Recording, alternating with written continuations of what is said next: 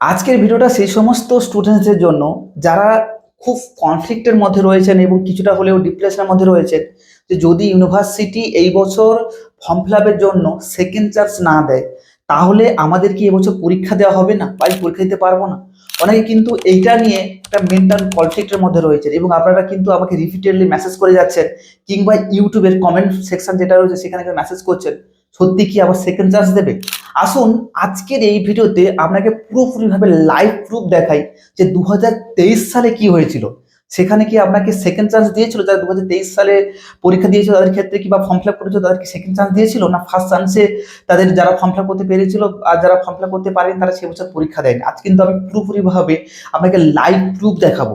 ভিডিওটা শুরু করার আগে আমি একটা কথা বলে দিই, আপনারা অনেকেই আমাকে মেসেজ করেন এবং অনেকে আমাদের কাছ থেকে ফিডব্যাক জানতে চান, এবং ফর্ম ফিল আপের সময় আমরা অনেকেই ফোন করেছেন।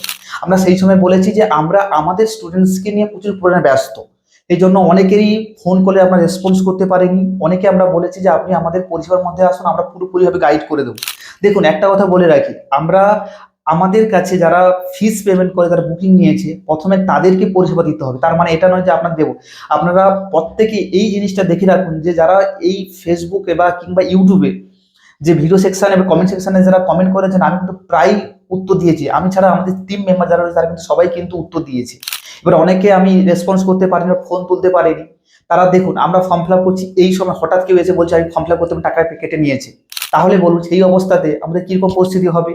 অনেকে হয়তো রাগ অভিমান করছেন, কিংবা হয়তো আমাদের কি খারাপ ভাবেছেন। যে আমি কথা বলে রাখি, আপনি একটা কথা বলুন, যদি কোনো সেন্টারের কাছ থেকে আপনি নোট সাজেশন নেন, সেই সেন্টারের পুরো রেসপন্সিবিলিটি থাকবে আপনাকে গাইড করে দেওয়া। সে ফর্ম ফিল আপ থেকে শুরু করে অ্যাসাইনমেন্ট থেকে শুরু করে এক্সাম রেনুয়াল থেকে শুরু করে অ্যাডমিট থেকে শুরু করে সমস্ত ডিটেলস দেওয়া। সেই রকম তথ্যগুলো কিন্তু আমরা দিই। আমরা কিন্তু খুব কষ্ট করে বিজি শিডিউলের মধ্যে থেকে আমাদের ভিডিওগুলো করে দিই। আপনি কি, আমি যা যা কথা বলি, যা যা কথা ফিডব্যাক দিই তা কিন্তু ভিডিওর মধ্যে থাকে। অনেকে কি করে, ভিডিও না দেখে আমাদের কিন্তু প্রশ্ন করে।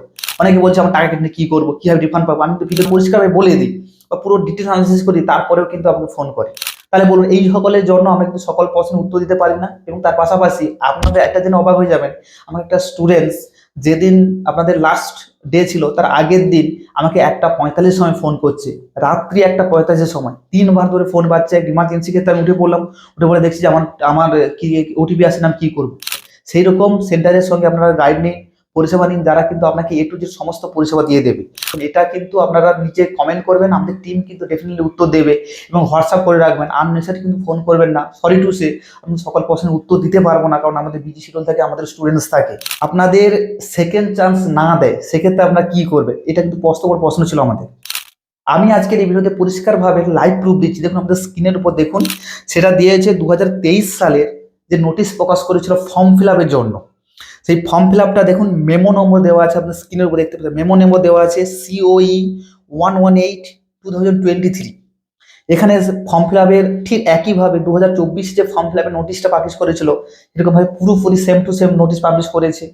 এবং সেখানেও বলেছিল যে অনলাইন মোডে হবে, এবং সেইখানে আপনাদের বলেছে যে স্টার্ট 18/5/2023 দুটো থেকে শুরু হবে এবং চলবে 25/5/2023 পর্যন্ত। এটা 2023-এর কথা বলছি ফর্ম ফিল আপের ক্ষেত্রে। এবং এটা কিন্তু সেইরকম ভাবে চলছিল 18 থেকে আপনাদের 25 পর্যন্ত কিন্তু ফর্ম ফিল আপ চলছিল। কিন্তু সেখানে সামথিং ইস্যু ছিল। এই বছর যে সমস্ত ফর্ম ফিল আপের যে প্রবলেমগুলো দেখা দিয়েছে, এরকম ফর্ম ফিল আপের প্রবলেম কিন্তু গত বছর ছিল না। তো তারপরেও কিন্তু সেকেন্ড চান্স দিয়েছে। হ্যাঁ, অবশ্যই বলছি, সেকেন্ড চান্স কিন্তু দিয়েছিল, অর্থাৎ ডেটটা কিন্তু এক্সটেন্ড করেছিল, সেটা কিন্তু ইনস্ট্যান্ট দিয়েছিল। এখানে একটা মস্ত বড় প্রশ্ন, যে সেই যে গত বছর যে ডেটটা দিয়েছিল, আপনার স্ক্রিনের উপর দেখুন, প্রথমে ডেটটা আমার দিয়েছিল 18/5/2023 থেকে শুরু হচ্ছে এবং এটা চলবে 25/5/2023 পর্যন্ত। কিন্তু 25/5/2023-এ কিন্তু একটা রিভাইজ নোটিশ দেয়। নোটিশটা কিন্তু আপনাদের স্ক্রিনের উপর দেখতে পাচ্ছেন। সেখানে বলা হয়েছে যে ডেট, এখানে দেখুন মেমো নম্বর দেওয়া আছে COE 132/2023। এখানে দেওয়া আছে ডেট এক্সটেন্ড কথাটা বলা হয়েছে, অর্থাৎ 25 পর্যন্ত যে ডেটটা ছিল সেটা কিন্তু চেঞ্জ হয়ে গিয়ে 28 পর্যন্ত করে দিয়েছে। দেখুন, এক্সটেন্ড আপ টু 25/5/2023 2 PM পর্যন্ত, অর্থাৎ যেদিন শেষ হয়েছিল সেই দিনই কিন্তু একটা রিভাইজ নোটিশ দিয়েছিল। এইবারে আপনাদের প্রশ্ন, যে গত বছর এইরকম ভাবে প্রবলেম হয়নি যেটা এই বছর স্টুডেন্টরা ফেস করেছে।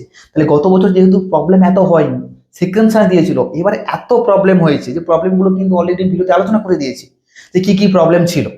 সেই প্রবলেমগুলো যদি না থেকে থাকেন, দেখবেন এই ভিডিওর পর বা কমেন্ট সেকশনে দেখবেন, আমি ভিডিও লিঙ্ক দিয়ে দেবো, কিংবা আমাদের প্লেলিস্ট সেকশনে গিয়ে আপনি দেখে নেবেন। প্রত্যেকটা ইচ অ্যান্ড এভরি স্টুডেন্টস কিন্তু এই প্রবলেমগুলো ফেস করেছে। আমি অনেক ভিডিও 16 মিনিটের ভিডিও করেছি, 16 মিনিটের ভিডিওতে কিন্তু ডিটেলসে আমি আলোচনা করে দিয়ে প্রত্যেকটা স্টুডেন্ট, দেখুন সবার তো প্রবলেম এক নয়, আলাদা স্টুডেন্ট, আমি কিন্তু 10 থেকে 11টা প্রবলেম যে স্টুডেন্ট ফেস করেছিল সেই স্টুডেন্টসের প্রবলেমগুলো কিন্তু আমি ডিটেলসে অ্যানালাইসিস করে দিয়েছি। আপনি যদি সেই রকম প্রবলেম ফেস করে থাকেন তাহলে কিন্তু ইজিলি ভাবে আপনি ভিডিওটা দেখে নিতে পারেন, এবং এই সলিউশনটা কি অবশ্যই বলে দিয়েছি ভিডিওতে, আপনি দেখে নেবেন, তারপরে ভিডিও দেখবেন। এবার হচ্ছে যে সেখানে কিন্তু এক্সটেন্ড করেছিল, এইবারে এত কিছু প্রবলেম হয়েছে, অনেক স্টুডেন্ট করতেই পারেনি সার্ভার প্রবলেমের জন্য, তাহলে এইবারে কি ডেট দেবে? আর প্রত্যেকটা ইউনিভার্সিটির কাছে প্রত্যেকটা স্টুডেন্টের ডেটা থাকে। যখন তারা একটা ওয়েবসাইট ওপেন করে, সেই ওয়েবসাইটের মধ্যে এমন কিছু ডেটা, মানে তার যে ক্যাপাসিটি থাকে যে কতগুলো স্টুডেন্ট হচ্ছে ফর্ম ফিল আপ করতে পারবে, কারণ নাম্বারিং কিন্তু থাকে।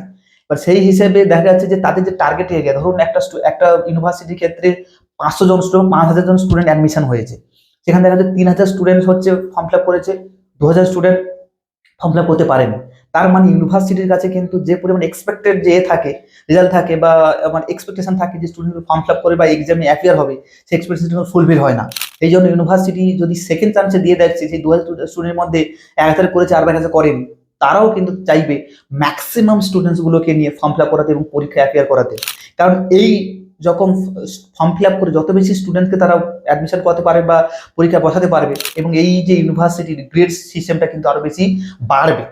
এইরকম সিস্টেমের জন্য তারা সবসময় চাইবে ম্যাক্সিমাম ডেটগুলো দিতে। আপনারা জানেন যে অ্যাসাইনমেন্টের ক্ষেত্রে 2-3বার ডেট দেয়, ফর্ম ফিল আপের ক্ষেত্রে একবার ডেট দিচ্ছে, আরো একবার ডেট দেবে, রেনওয়ালের ক্ষেত্রে 2-3বার ডেট দিচ্ছে, তার পাশাপাশি আপনাদের আদার যে সমস্ত পোর্শনগুলো থাকে সেগুলোর ক্ষেত্রে 2-3বার করে ডেট দেয়। এই জন্য বলতে চাইছি যে আপনারা প্যানিক হবেন না, আপনাদেরকে পুরোপুরি ভাবে প্রিভিয়াস ইয়ার্সের পুরোপুরি লাইভ আমি উদাহরণ দিয়ে দিলাম যে সেক্ষেত্রে কিন্তু গত বছর সেকেন্ড চান্স দিয়েছিল, এইবারেও কিন্তু আপনাকে পুরোপুরি 100% আশ্বাস দিচ্ছি, এইবারে কিন্তু সেকেন্ড চান্স দেবে। শুধু ওয়েট করুন, এবং ওয়েট করার পর ডেফিনেটলি আপনি কিন্তু সময়ে থাকতে থাকতে এই ফর্ম ফিল আপটা করেন। আমি সবসময় বলি যে মানে শেষ পর্যন্ত যাবেন না, সময় থাকতে থাকতে কিন্তু আমাদের ফর্ম ফিল আপগুলো করে দিতে হবে, যে আপনার ক্ষেত্রে কোনো সমস্যা না হয়।